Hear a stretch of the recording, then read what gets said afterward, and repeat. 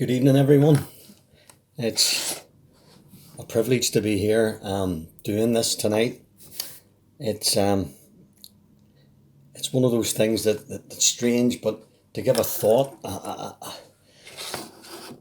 to give a simple thought about what God means to us and what God does for us. And it was funny that as I was thinking about all of this, I had a few ideas, and a friend sent me a message, a private mail on Facebook, a video of a story, and I thought, well, it blew me away. So some of you might have already read it, but this is what the story is, and this is how it goes. A young man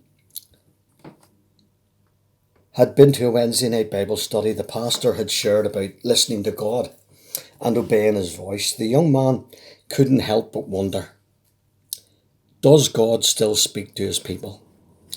After the service, he went out with some friends for coffee, and they discussed the message, and several different friends talked about how God had led them in different ways. It was about 10 o'clock, and he decided it's time to go, so he started for home. Sitting in his car, he began to pray. God, if you still speak to people today, speak to me. I will listen and do my best to obey. As he drove down the main street of his hometown, he had the strangest thought to stop and to buy some milk. He laughed and shook his head and said out loud, Lord, is that you? He didn't get a reply and started on towards home. But again the thought, buy some milk. The young man thought about Samuel and how he didn't recognise the voice of God and how he ran to Eli. And the pastor had talked about that night about Eli and about Samuel. So he said, okay, God, in case this is you, I will buy some milk. He thought that it didn't seem too hard of a test of obedience because he could always use the milk himself. So he stopped and bought the milk. As he drove on down through the town on his way home, he passed a street and he felt the urge to turn down that particular street. This is crazy, he thought, and drove on by. Again, he felt that he should turn down that street, so at the first chance, he turned his car around and headed for the street in question. Half jokingly, he said out loud, okay, God, I will. And he drove down the street, and suddenly he felt like he should stop. He pulled over and looked around. He was in a semi-commercial area of the town. It wasn't the best of neighbourhoods, but it wasn't the worst either. The shops were closed and most of the houses were locked up. The people were already in bed. Again, he sensed something. Go and give the milk to the people in the house across the street. The young man looked at the house. It was dark and it looked like the people were already in bed. Lord, this is insane. Those people are asleep. And if I wake them up, they'll think I'm mad. And they'll be mad. And I look stupid. Again, he felt the urge to go and to give the milk to this house. Finally, he said, okay, God, if this is you, I'll go and give them the milk. If you want me to look like a crazy person, that's okay. I want to be obedient. But if they don't answer right away, I'm out of here. So he goes to the house, rings the bell. Suddenly a man's voice yells out, who is it? And what do you want? Then the door opened, and before he could walk away, the man was standing in nothing but his jeans. He looked like he was just out of bed, and he didn't seem very happy to see a total stranger at his front door. What is it? He said. The young man thrust out the milk. Here, I bought this for you. The man took the milk and ran down the hallway. and a woman came out of the living room carrying the milk toward the kitchen, the man following her holding a baby and the baby crying. The man had tears streaming down his face, then turned with a voice of total amazement and said, "We were just praying. We had some big bills this month and we ran out of money and we had no milk for the baby. And we've just asked God to show us how to get some milk." His wife yelled out, "I asked him to send an angel with some milk. Are you an angel?" The young man reached into his wallet and pulled out all of the money that was in it and put it into the man's hand. He turned and walked back to his car in tears. He knew God still speaks to people today. God still answers prayer. And he's alive and well. Deuteronomy chapter 4 and verse 29 says, But if from thence thou shalt seek the Lord thy God, thou shalt find him. If thou seek him with all thy heart and with all thy soul. In Proverbs chapter 8, verse 17, it says, I love them that love me, and those that seek me early shall find me.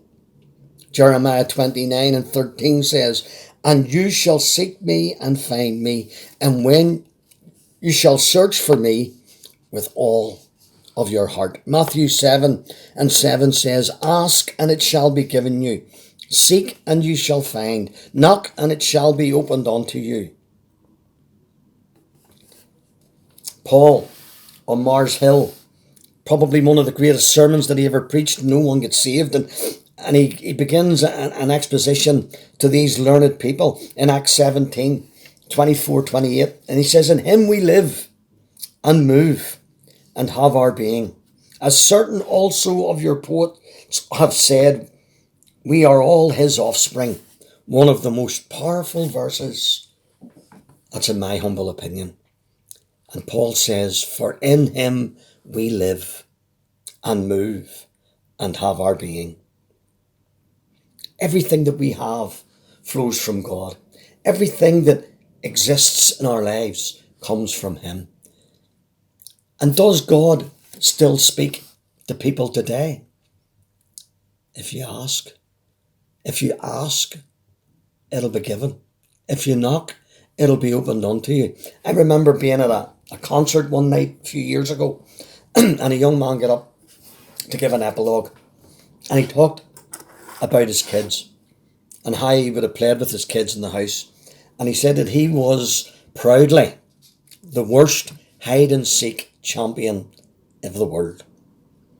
He said when he played hide-and-seek with his kids, he would have run around, found a place to hide, but always made sure that there was a foot or a hand, an elbow sticking out from where he was hiding so that the kids could find him.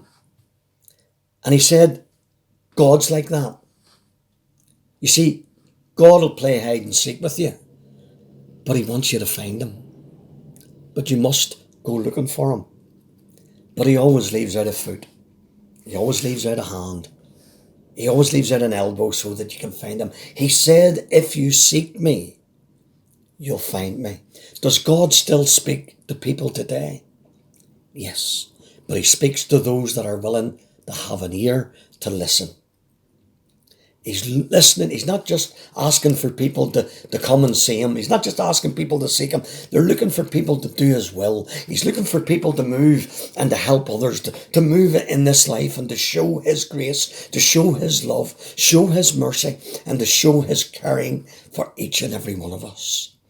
But he needs people that are willing. Psalm 46 says, Be still and know that I am God. We get caught up in this world, in the hustle and the bustle sometimes of running around in life and doing things.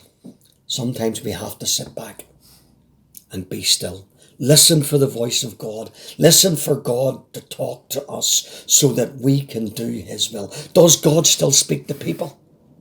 Yes, he does. The guy in this story had a thought. Go and buy milk. And this is how easy it is. He just asked God, do you still speak to people today? Well, use me, I'll be obedient. And he listened. And God met a need. There's a verse in Scripture in the New Testament that says, the wind blows where it lists, where it rises. We hear the sound of it. We don't know where it comes from. We don't know where it goes to. So should everyone that is led by the Spirit of God. That's the way we should be. Where are we going today? Don't know. Let the Lord lead me. Let the Lord guide me. Does God still speak to his people? Yes, he still speaks to people today. God still talks to you. God can and will talk to you. If you seek him, you will find him. If you listen for him, you will hear him. You'll hear him guide you. You'll hear him direct you. And you'll move on in him. A rich young ruler came to Jesus.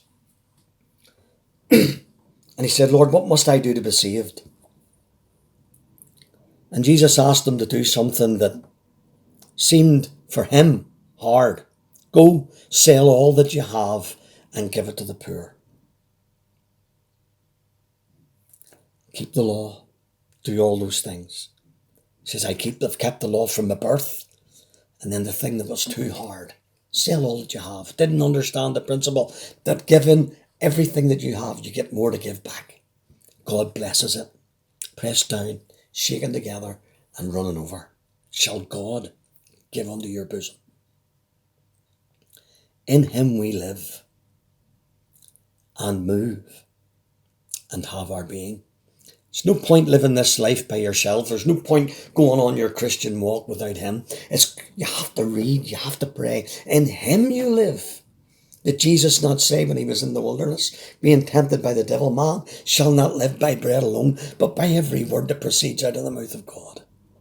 In him we live and move and have our being. So I ask the question again, does God still speak to people today? Here's the good news. Yes, he does. And he can speak to you, speak to me, speak to anyone, if we're prepared to listen. Because in him we live, and in him we move and have our being. Just finally, as I close, Peter said in his epistle, his honest prayer for each and every one of us is that we may prosper, even as our soul prospers. There's no point prospering by the world's standards. It's not enough to prosper in business. And I'm not saying that's a bad thing. It's not a bad thing. But he prayed that we would prosper as beings, as humans, as the people of God, even as our soul prospers. You don't feed that spirit, man. You don't pray, you don't read, you don't move in him and have your being, then you have nothing. You're only prospering in yourself. But when you lean on him, when you trust in him, when you stop and you listen and you seek for him and you look for him, you'll find him. And you will find that he is a rewarder of those that diligently seek him.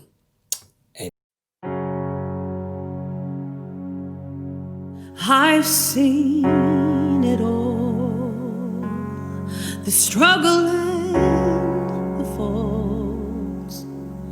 I've seen you cry every tear, I've kept them all here.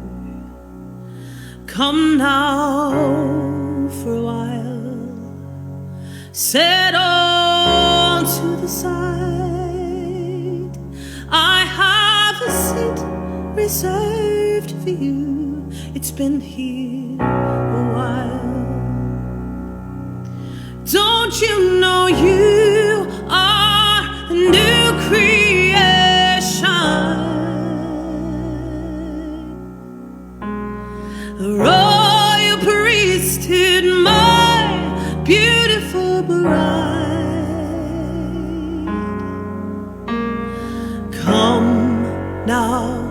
time to sit alone with me.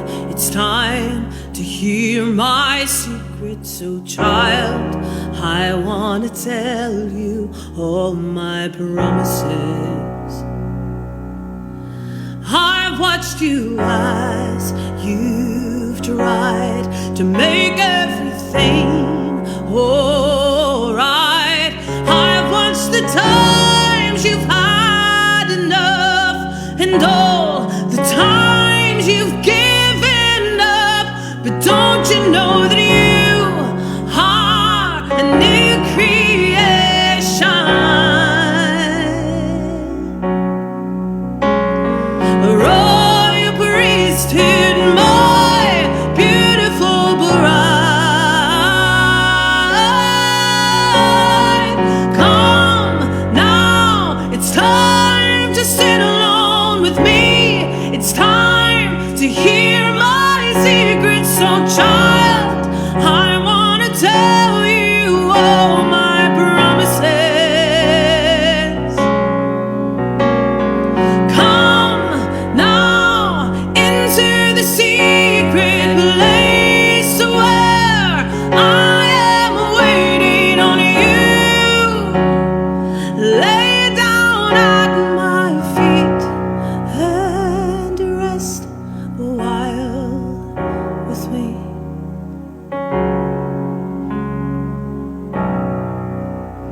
Come rest a while with me.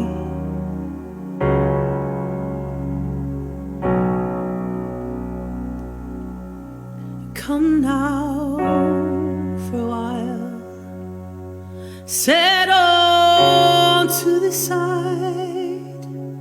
I have a seat reserved for you. It's been here a while.